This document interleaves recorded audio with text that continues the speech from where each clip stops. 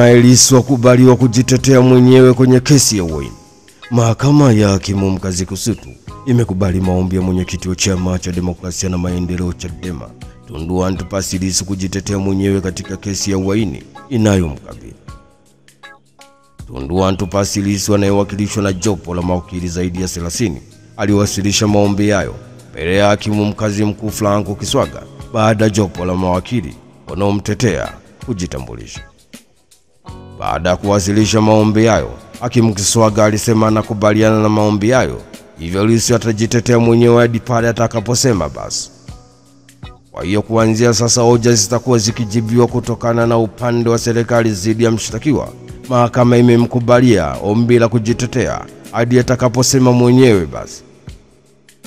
Pia mnapokuwa mahakamani, maafisa usalama msimzuie mshtakiwa kupewa nyaraka na mawakili wake. Pia hakimu Kiswaga aliutaka upande wa serikali kujibu hoja hizo, ambapo wakili Nasolo Katoga alisema hawana pingamizi la mshtakiwa kujitetea mwenyewe. Pia kuhusu hoja za gerezani zinapaswa kujibiwa na magereza mwenyewe. Ni taarifa kutoka jijini Dar es Salaam. Hatimaye mahakama ya hakimu mkazi Kisutu imekubali maombi ya mwenyekiti wa Chama cha Demokrasia na Maendeleo Chadema Tundu Antipas Lissu kujitetea mwenyewe katika kesi ya uhaini inayomkabili. Na hatimaye Daktari Delila teuliwa mkurugenzi Muhimbili. Rais wa Jamhuri ya Muungano wa Tanzania Daktari Samia Suluhu Hassan amemteua Daktari Delila Charles Kimambo wa mkurugenzi mtendaji wa Hospitali ya Taifa Muhimbili, akichukua nafasi ya Profesa Mohamed Yakubu Janabi aliyechaguliwa kuwa mkurugenzi wa Shirika la Afya Duniani WHO kanda ya Afrika.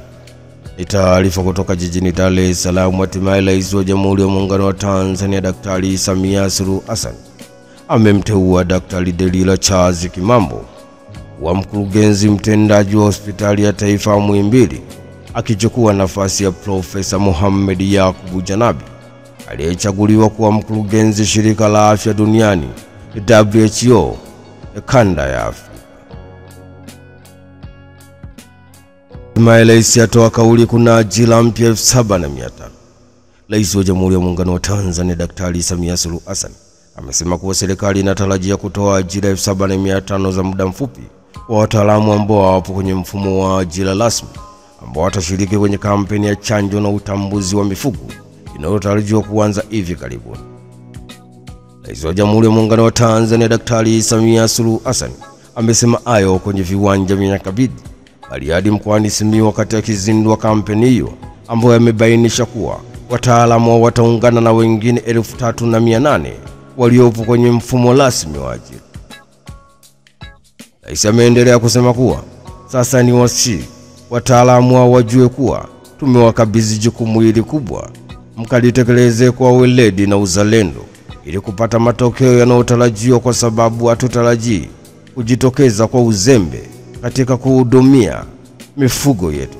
Ni taarifa kutoka huko Simiyu. Hatimaye Rais wa Jamhuri ya Muungano wa Tanzania Daktari Samia Suluhu Hassan amesema kuwa serikali inatarajia kutoa ajira 7,500 za muda mfupi kwa wataalamu ambao hawapo kwenye mfumo rasmi wa ajira, ambao watashiriki kwenye kampeni ya chanjo na utambuzi wa mifugo inayotarajiwa kuanza hivi karibuni.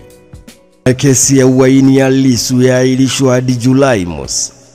Mahakama ya hakimu mkazi Kisutu imeahirisha kesi ya uhaini inayomkabili mwenyekiti wa Chama cha Demokrasia na Maendeleo Chadema Bara Tundu Antipas Lissu hadi Julai mosi mwaka 2025 kwa ajili ya kusubiri mkurugenzi wa mashtaka DPP kupitia jalada la kesi hiyo ili kuona kama iende mahakama kuu ama hapana. Hatua hiyo inatokana na upande wa mshtakiwa kuomba uahirisho mbele ya hakimu mkazi mkuu Franco Kiswaga, ambapo wakili wa serikali mkuu Nasolo Katoga alisema jalada la kesi hiyo lipo kwa DPP analipitia, kisha atatoa taarifa kuhusu upelelezi ulipofikia na kama kesi hiyo iende mahakama kuu au hapana.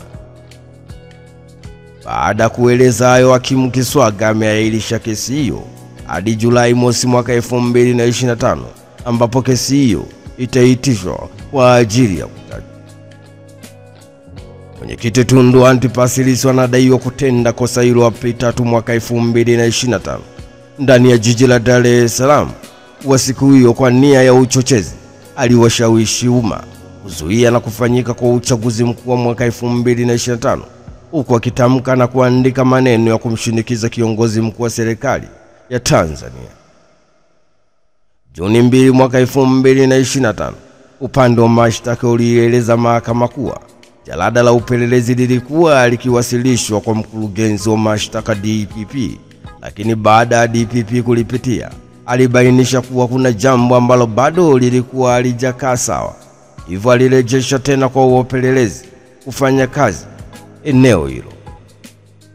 Kutokana na taarifa hiyo, kiongozi wa jopo la waendesha mashtaka, wakili wa serikali mkuu Nasolo Katuga, aliomba mahakama itoe uahirisho mpaka tarehe nyingine.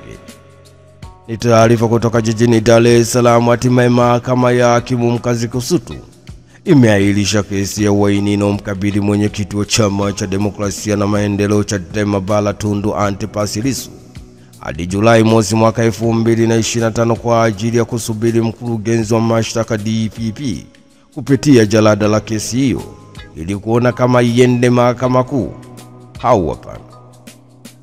Hatimaye jeshi la polisi latoa kauli hatujapewa tamko kufungua kanisa la Gwajima. Kamanda wa jeshi la polisi mkoani Morogoro, SACP Alex Mkama, amesema jeshi hilo linaendelea kuimarisha ulinzi na usalama katika makanisa ya Ufufuo na Uzima ambayo yapo chini ya Askofu Josephat Gwajima yaliyopo mkoani Morogoro. Akiongea kwa njia ya simu, RPC Mkama amesema bado tunalinda na wamejaribu kuja watu huko maeneo ya kanisa la Ufufuo Kionda, lakini tumewaelimisha waumini yao kuwa eneo hilo bado lina tatizo na serikali, na hayo yanaendelea kwenye mtandao wa kijamii. Sisi hatujapewa tamko lolote la kufungua kanisa.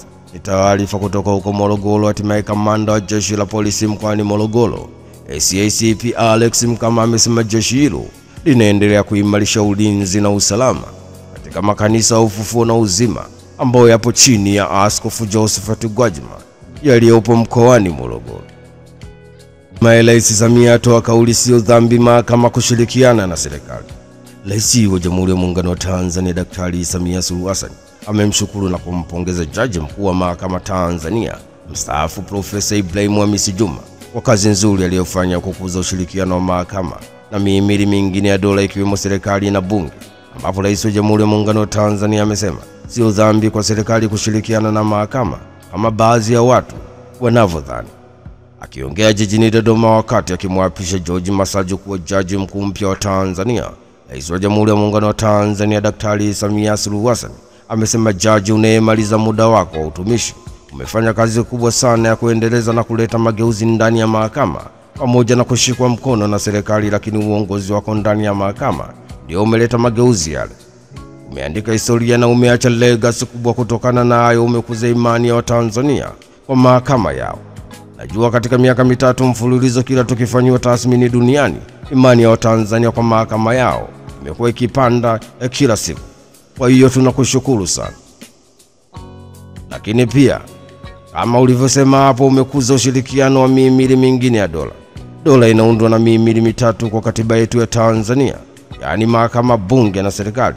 Sasa mihimili ya dola iende vizuri, mihimili lazima ishirikiane. Sasa wale wanitafsiri kwamba serikali ikishirikiana na mahakama ni dhambi.